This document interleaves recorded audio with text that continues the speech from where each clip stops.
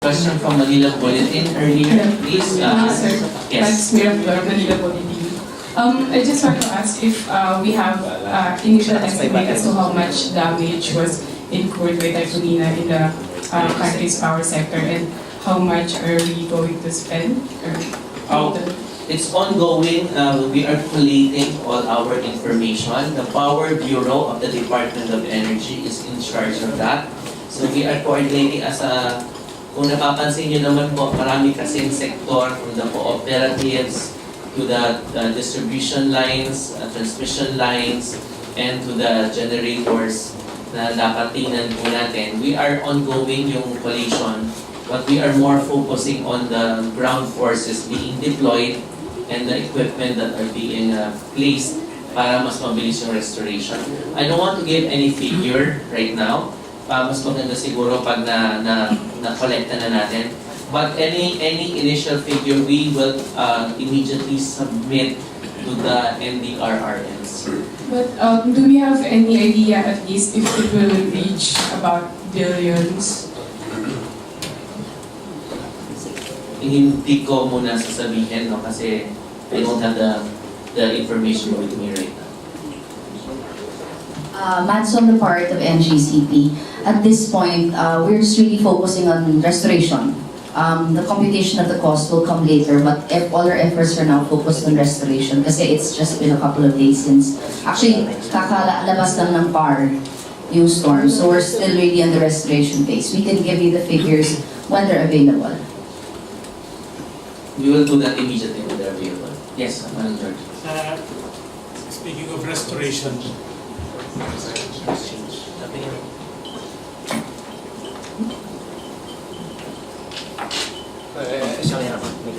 Sorry.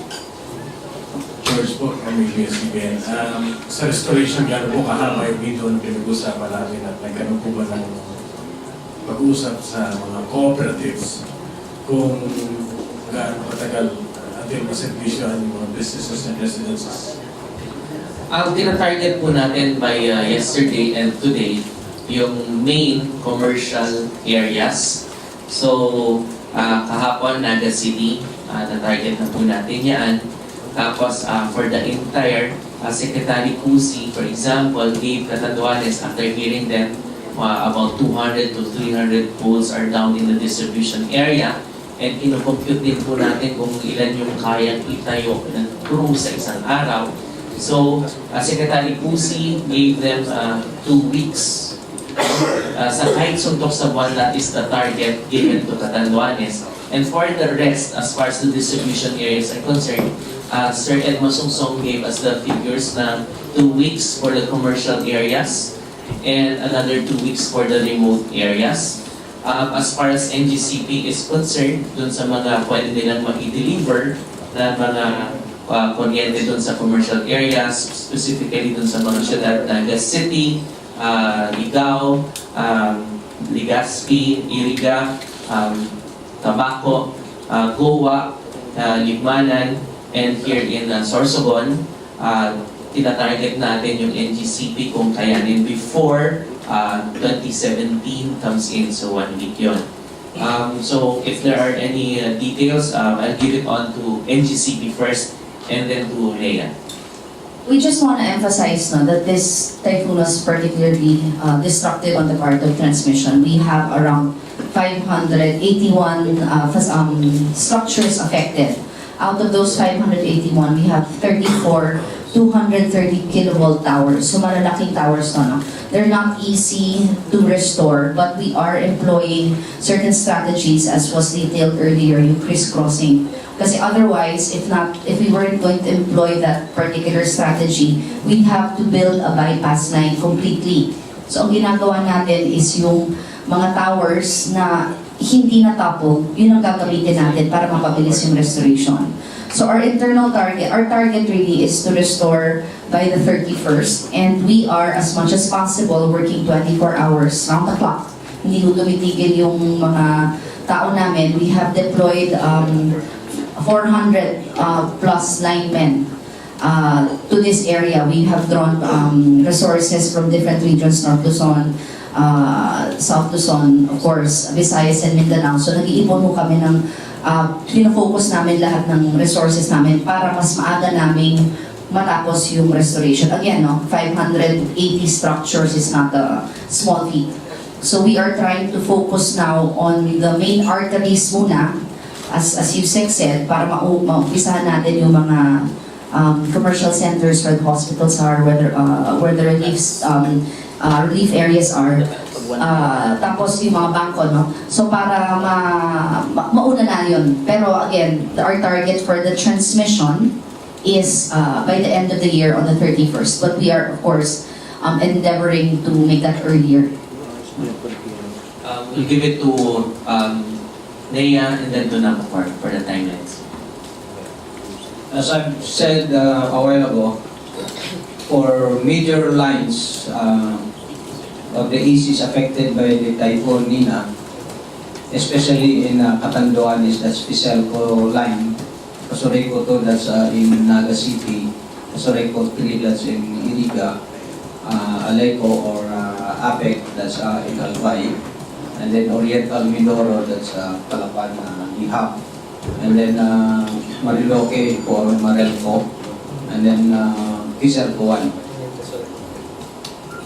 and then also Pasoreco 4. No? That's a total of 8 electric cooperatives that are badly hit by the typhoon. So, as I've said, we are mobilizing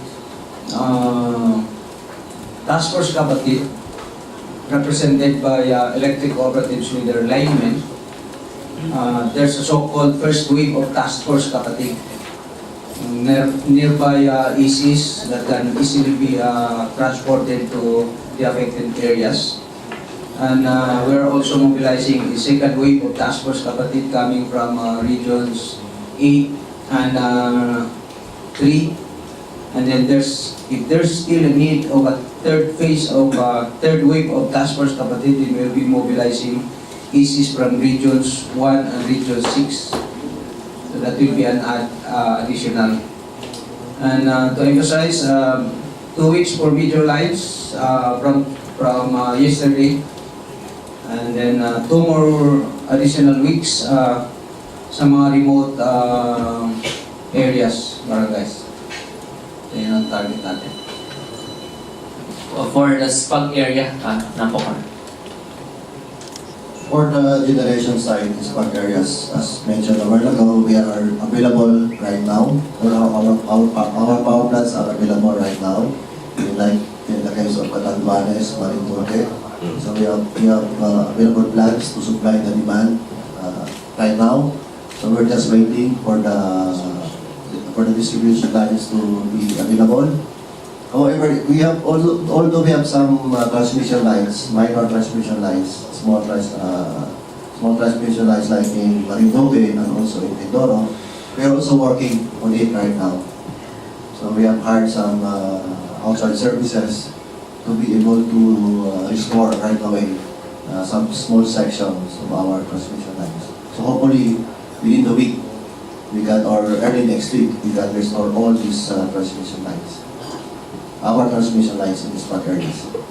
But what we are really prioritizing right now is the preservation of our power plants so that it will be available as soon as we receive the signal from the electrical tips to start supplying electricity. Secretary Cusi emphasizes na yung kailangan i-order ng mga materials, i-order na ngayon tulad nung kakulangan ng natanggal yung bubong sa isang power plant natin dun sa Catanduanes. So, inaayos pa yung procurement na papers pag i-order na siya para mas mabilis at napapatungan lang muna ng trapal. But we really have to protect our generators. Okay? So, those are as far as the timelines are concerned. Yes, Manulog. Yusek, may challenges na dun sa access to roads, path na para makapag-deliver ng materials dun sa restoration? Yes, there are. Maganda rin po yung pag-uusap with the Public Works and the DND na tumutulong, and also the DALG sa pag-clear with the LGUs. There are challenges, but as far as the commercial areas are concerned, kasi nandoon yung bangko, nandoon yung hospital, nandoon yung mga main government offices. So yun ang na-clear na. Cleared na siya as of yesterday. So nandoon na medyo mabilis na yung pag-restore ng power doon at mas mabilis yung pagbangon doon. We're emphasizing that kasi yung mga ATM dapat umandar. So para mas flexible na yung mga residente sa paggalaw tungkol ng resources rin nila doon sa pamilya. Yes, Coach.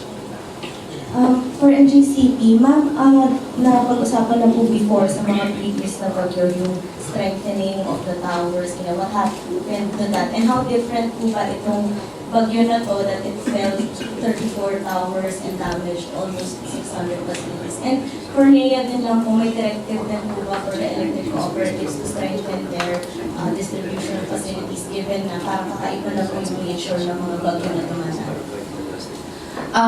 Mitch, no, yung sa improving the facilities, yes, lessons learned from Yolanda, we really started upgrading our facilities. The facilities that we inherited from NACOCOR at the time were rated only to a maximum of 180 kilometers per hour, or yung upper threshold ng signal number 3. In the last 15 years, we've seen the coming of more signal number 4, bago na nga yung signal 4 to signal number 5. Tapos, we had to adjust, no? We had to adjust. So the new designs are now really rated for the higher areas. But this particular one, sa Typhoon NEA, this was only signal number 3, 185 kilometers per hour. So, ang naging difference lang niya is it was moving fairly slowly. No, when it moves across the land fairly slowly, mas marami siyang damage na ginagawa kasi parang nasisinsin niya yung mga facilities. Although signal number 3 niya, the gustiness reached, signal number 4, the gustiness reached up to 255 kilometers per hour. So again, we will make adjustments on the design of our facilities to ensure that they remain responsive to the changing weather systems that are coming in over the last few decades or so. So, ganun pa rin ang so pag ito na-restore na on a more permanent level, then we will definitely adjust the design. Parang kaedad niya yung mga towers na 185. So, 1978 na construct, 185 lang yung kaya niya. Yung pinakonstruct ng mga millennials ngayon ay 250, 300 na kilometers per hour. Tapos yung tanong po sa nito. Tama-tama yung tanong dahil since December 26 until today, we are holding a strategic planning conference of the NEA and the representatives from the electric cooperatives. We're talking about capacity building of the ECs, including, among others, strengthening of the distribution system by fast-tracking the implementation of, by doing a CapEx planning and preparing for the so-called effects of the climate change. So talaga ito yung pinaghahanda namin sa ngayon. So hopefully, we're not just talking of strong poles distribution system. It includes, among others, underground cabling. So, Yeah. Any other question? Also from ABS. John from DCN. Sir, you mentioned kanina na since meron tayong price freeze on energy products like Villa, LPG, yes. Actually, mas covered siya ng DTI, no? Ang sa atin yung LPG. So, covered siya, it's under RA 7581. So, kina-encourage ko lang lahat na tingnan nyo on, and we have penalties for that, no? Merong kulong, merong line. So, tinitingnan lang po natin yun and we are monitoring that closely with the LGUs, but it's more with DTI. But there are energy products also that are there that DOE monitors. So we have a monitoring together Yes. with the LGUs. Yes, we will monitor closely. At iba-iba kasi yung nakalagay na period, no? Yung iba mas matagal. Pero sa amin na sa LPG is 7 days. May pagkaka-recall ko. But 7-5-8-1. Yes, Mitch. Sa mga gasolinahan, nakabantay din ba tayo? Kasi di ba nung Yolanda, parang may mga, not just price manipulation, pero nagbubuti-buti na rin sila. Yung Oil Industry Management Bureau ng Department of Energy, parati na rin natin sinasabi na yun sila ang nagmo-monitor nito para siguruhin na sufficient yung supply. So since bukas na naman yung mga daan, wala naman tayong problema. Meron lang nagkaroon ng report kahapon na yung depot dito sa Pasakaw area ng Camarines Sur, merong parang supply problem. But since the roads are open, we do not foresee any major obstacles or problems sa problema. Yes, Vanessa. And then you, sir. Hi, sir. Vanessa of the Philippine Star. So, clarify ko lang, sir, with 2 weeks for the commercial areas and 2 weeks sa remote areas to restore yung electricity. So, mga February pa ma-restore yung electricity. Hindi naman. Okay, ibahin natin yung NGCP, 3 days. Kailangan lang before December 31 kasi transmission lines yung pinag-uusapan. At doon naman sa mga kooperatiba, nabuksan na natin yung NAGA kahapon. Pero yun kasi challenging kung saan ang mga may problemang poles distribution side. So ang binibigay natin ay doon sa commercial areas actually also before December 31. Pero yung ability for the DU, distribution utility, to receive the power from the transmission line, doon natin binibigyan ng konti pang leeway. Pero pwedeng pagsabay-sabayin within 1 week and a little allowance of another week, so 2 weeks. But for the other areas, yung sabay-sabay naman natin yun na ginagwardya na natin muna, tapos tatayo natin ng restoration, doon nag-additional ng 2 weeks, yung sinasabi ni Administrator Masunsong from NEA. So those are the timelines, the targets that we are working on. And because of those targets, we are computing also ilan yung technical personnel na kailangan at ilan yung equipment, yung facilities na kailangan ma-deliver to meet those targets. Sir, in terms of households, may data kaya kayo kung ilan yung affected na wala pang kuryente? Ang coalition natin is nanggagaling sa mga kooperatiba. We will give you a more complete picture pag nakompleto na natin. But what we are working on, since kahapon, umaandar yung globe sa Catanduanes, yung globe lines, and then papaalis na kami, umandar na rin yung smart. Malaking tulong po kung lahat ng towers ng communications ng ating mga service providers ay umaandar para mas mabilis natin makolect yung data. And mas mabilis din po yan pag yung commercial areas natin ay nabuksan na at nabili na. Sir, Vic Lopez, Business Asia. Alam ko lang, there are towers involved here. Nagiging problema kasi ng NGCP before. They cannot even enter the premises within the towers because inaharang ng mga private individuals yung involving sa area ng towers. Pag hinarang huli ba ito, under repair na, may contingency plan ba ang DOE para mapadali ang pag-repair or what? Actually po, hindi lang naman nga po pagpasok doon sa area, pati yung pag-transport ng mga equipment nila ay meron pang mga truck van na dadaanan. So, ang in charge po dyan sa gobyerno yung NDRRMC, which we sit doon po sa coordination meetings at doon po tayo humihingi ng tulong from the other agencies to assist the NGCP and the cooperatives in the restoration.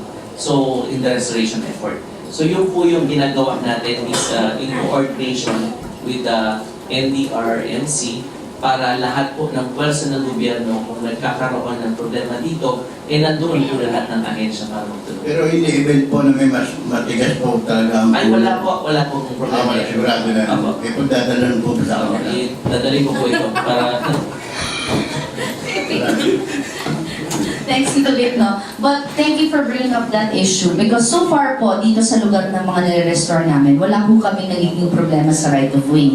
But we are making that appeal to everyone na kung meron pong NGCP personnel and as well as the personnel of the different co-ops and distribution utilities na papasok po sa lupa nila para mag-repair, sana po hindi po kami bigyan ng problema.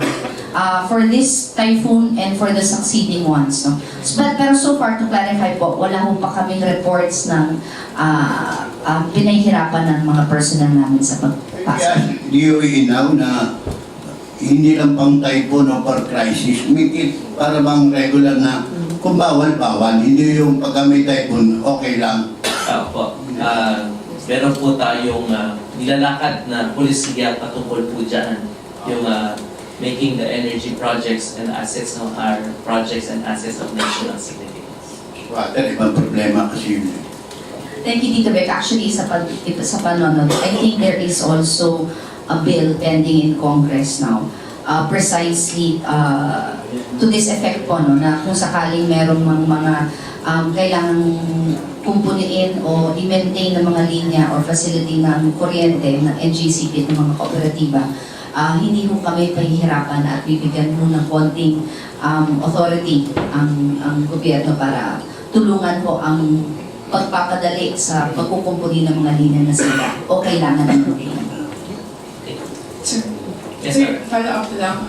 By December 31, do we have specific targets as to how much power or in terms of percentage, ilan na yung na-restore na power? By December 31, lahat ng commercial areas gusto nating Pero all in all, like 80% restored, 90%? Sige, bigay ko yung data by December 31 also. 80%. Kasi mahirap pag kailangan kong malaman yung baseline. Opo. Pero Kailangan commercial yung baseline areas, collection pa lamang kaya yung commercial areas, sinukat na po natin. ilang percent yung kino-cover niya 100% po. affected? 100% ng commercial areas before New Year. Ilang areas po yung cover? Yung mga syudad, Daet, tapos Virac, Okay. tapos Limanan, Naga, Iriga, Goa, then Ligao, Legazpi, tapos doon sa Tabaco, tapos Sorsogon City, tapos dito sa Buwak, tapos dito sa Calapan. Do they cover the majority of the entire of everything na apektuhan na areas? Mas malaki yung mga residente doon. Yes. Okay. So it's safe to say na majority ng affected areas will have power. Tsaka yung mga dadaanan nun, na mga komunidad, mga munisipyo. Yun nga yung challenging dyan. Kasi from the main highway, which is the transmission from the NGCP, the target nila ay 3 days to December 31, and ma-restore using the crisscrossing strategy and the Lego building of the energy restoration system. Yung pagsalok ng kooperatiba na nagba-branch out from the main line. So doon kasi medyo masalimuot yung pag-drawing, mas madaling i-drawing yung transmission. Pero pag distribution na, medyo mas mukha na siyang spaghetti. Hindi na siya masyadong defined. No? So, doon nagiging challenging for the co-op side. Kaya, ang nangyayari dyan, yung pag-deploy ng task force kapatid, volunteer linemen from co-ops and even the DUs who are helping. That's really a challenging part for our person in charge, which is Administrator Masungsong and the general managers of the co-ops. So nandiyan yung dapat gamay na kasi nila paulit-ulit na ginagawa. Importante na ma-deploy ng tama at mabilis yung equipment. So sir, by December 31, majority of the affected areas will have power. Sige, yeah, that's the target, but we will give you the the proper data kasi baseline natin yan is still being determined. Okay, thank you. So, clarify ko lang, for residents, how long will they have to wait? Is it 2 weeks or like the... Depende kasi kung saan yung residente nakatira. Kasi minsan yung residente nasa remote area, mahirap talaga. Parang kung sa puno, nandun na sila sa dahon. Kailangan dun muna sa main trunk ng NGCP. At kung nadadaanan yun, tulad ng pagbanggit ng paulit-ulit kanina, Naga to Daraga. So may dadaanan yung mga munisipyo at mga residente doon. So lahat ng commercial areas yun ang tinatarget din ng mga kooperatiba. Kasi hinahabol natin yung paggalaw ng resources within the area para mas-mabilis yung restoration. Sa binabanggit niya, administrator pa sa sobrang parang 2 weeks, almost February ni sinasabi. 2 weeks to a month? Hindi naman. Ang ibig sabihin, kailangan na 2 weeks sa major lines, no? Pero dahil ang dami ng imomobilize na task force kapatid, parang 2 weeks na task force kapatiran sa major lines at parang sabay na rin 2 weeks din doon sa mga area na ng mga rural barangays or yung farmland barangays na kailangan i-deploy mo yung mga task force kapatid. That takes it a month, 2 weeks. So by February. Kung pwedeng pagsabayin yung hatiin yung mga volunteers na linemen forming the task force kapatid in 2 weeks period, gagawin natin yan. Targets ito. Yeah. So, ano po yung safe na target? 2 weeks to a month or 1 month? I'll give you a picture, no? Nung nare-report sa akin, halimbawa ng isang cooperative that it regularly takes them 3 to 4 months to restore. Si Secretary Cruz said, no, 2 weeks. So, kailangan lang mag-coordinate kami maigit. No? Kasi yung ground operations niyan ay hindi ganun kadali. Kasi tulad niyan, yung ibang mga cooperatives, ginagamit nila yung contractors na nagbabayad sila at meron ding volunteers na kailangan ng tirahan, ng pagkain. So, at yung deployment ay tama. Kailangan din nandun yung boom truck, yung truck na nag-aakyat ng linemen. So, dapat mabilis yun. Tapos yung mobilization ng equipment din ng NGCP. So, it's really challenging on our part. That is why we require a day-to-day report from the ground so that we are able to monitor and we will update. The targets are 2 weeks. Yusek, Yes po. yung typhoon riming, gano'n po katagal bago na ibalik sa bahay ninyo yung rin? 1996. No. 2006. 2006. 2005. That was That's 2006. Abilinho then Reming. Yes, sir. 2006. 2005 po yan. Yeah, November and December. December. Months. Hindi ko po maalala. That's yung devastating. Pero it took months. Yeah. Okay, hindi kasi pare-pareho yung tama ng typhoon. Thousands na. Bawat typhoon ay may sariling characteristic. Ang characteristic daw nito yung sa malapit. Maliit siyang, malaki siya, pero doon sa near the center, nandun yung malakas at hindi gaano doon sa dulo. So, may kanya-kanya siyang characteristic. Ang kaya na-energize rin yung Naga City kahapon dahil may isang substation yung mismo nagsusupply sa Naga City na hindi masyadong na-damage yung isang line na yun. So yun siya. We cannot really compare from one typhoon to another. But what we are trying to come up here is yung coordination namin para, kasi from NGCP to the co-ops and the spunk areas from the plants to the distribution hanggang umabot sa mga residente at mga commercial establishments. Yun yung inaayos po ng Energy Family. That was in 2006, sorry, 2006, November, December, magkasunod po yung dalawa. If I vaguely recall from personal experience. Pero from Mr. Lisano, there were thousands of toppled structures. Toppled, I'm sorry, mas severe. Certainly mas severe. Tapos magkasunod sila, dalawa silang very strong storms na magkasunod. So hindi pa nakaka-recover dun sa isang. Inabot na ng ito pang isa pa. So, Millennium first and then Reming. So, hindi pa nakaka-recover from Millennium, pumasok na si Reming. So, mas matagal ang restoration because dalawa sila plus very particularly damaging as well. Tsaka mas marami yung structures na affected. And like si Yusek said, iba-iba ho yung mga characteristics ng storm. NGCP took over in 2009, and since then po, we have been trying to really improve our response to such incidents. So tinitingnan ho namin talaga how better to respond more quickly. That's why in this particular storm, although mas mababa siya, mas konti ho yung naging damage, no? Just 500, quote-unquote, just 500 or 500, less than what was damaged in Reming and Milenio. We are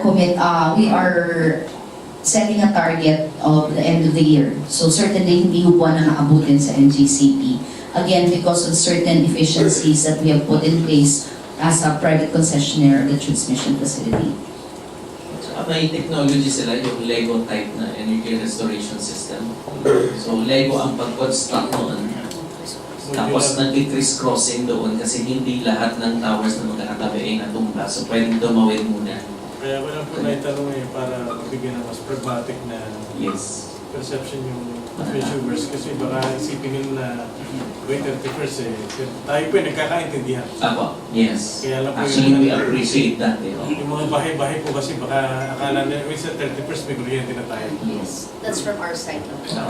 Parang dun sa major balon ng kuryente, meron na. Yung papunta dun sa mga bahay-bahay, yun ang kailangan ayusin.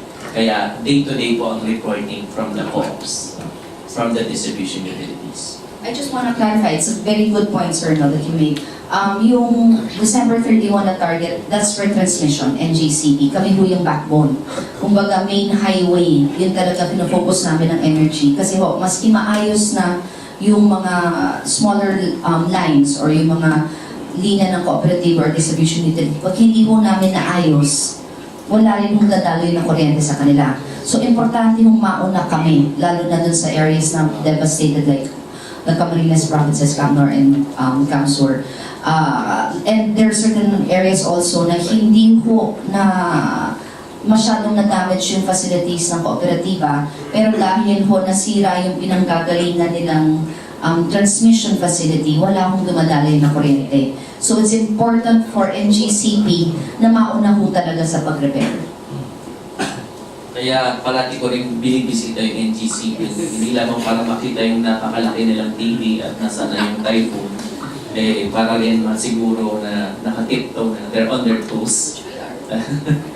And also, then after NGCP, ang ruta po natin, diretso na po tayo ng NEA para yung tatanggap ng kuryente ng NGCP. Yung mga co-ops, meron ng pre- and post-typhoon advisories na binibigay sila Administrator Masungsong. So yun po yung preparasyon at coordination. At pag dumadaan po tayo ng NGCP, tumatawid na po tayo ng NAPOR para masiguro yung mga spot areas na hindi kasama sa backbone. Yun po yung may sariling sistema sa mga isla tulad ng Catanduanes, Marinduque at Mindoro. As mentioned earlier po, no, so NGCP, unahin po namin yung mga pagkumpuli ng sarili namin facilities. Pag natapos ho kami, sasalin na ho kami dun sa kapatiran at magpapadala ho kami ng kung anumang tulong ang mamibigay namin para matulungan ho yung kooperatiba. But again, inuuna ho namin yung facilities namin kasi sa amin ho magagaling yung kuryente. So, habang inaayos ng NGCP yung kanilang linya, ngayon po, inaayos na lang ng mga electric cooperatives yung linya. Diba? May mga, tama yun, may mga linyang hindi naman tinamaan, kaya lang, walang supply ng kuryente dahil bagsak ang transmission system. So, yun ang hinihintay ng ibang mga electric cooperatives. Pero, merong mga electric cooperatives talaga na yung kanilang distribution system ay apektado. So, yun inaayos na natin ngayon. And then, again, marami na nag-commit ng tulong through Task Force Kapatiran. But kung kailangan pa na immobilize talaga para maging madali ang restoration ng distribution system, then the NEA already issued a memorandum to all PCs na malapit sa tinamaan ng Bagyong Ina na tumulong kagad. Para ma-picture natin yung task force kapatid, magpaparating pa lamang yung bagyo, naka-alert na yung mga linemen. Kaya lang hindi natin siguro hindi tayo nakakasiguro kung tatamaan nga yung kooperatiba namin. Halimbawa, nasa Tarlac ako. Kung umakyat yung si Typhoon Nina, baka tamaan yung Tarlac. Eh hindi tinamaan. Naka-alert naman sila, nandoon ang pupuntahan kung saan tinamaan. Kasi naka-ano naman siya, kumbaga may pre-typhoon advisory na tayo. So, ganun din sa Meralco, naka-alert sila dahil nung unang projection ay tatamaan yung Metro Manila area. Tapos nung hindi tumama at walang masyadong dumating, handa rin sila para tumulong. So that's a good thing that we have big brothers also. NGCP, the big guys, Voitis, Meralco will also come in, no, to help in the restoration efforts during the holidays. Okay? Thank you very much. Merry Christmas, Happy New Year. We have Yes, lunch. Para sa Yeah, lunch will be served in the board. dito na lang po isa-serve yung lunch. Yung mga nakatayo,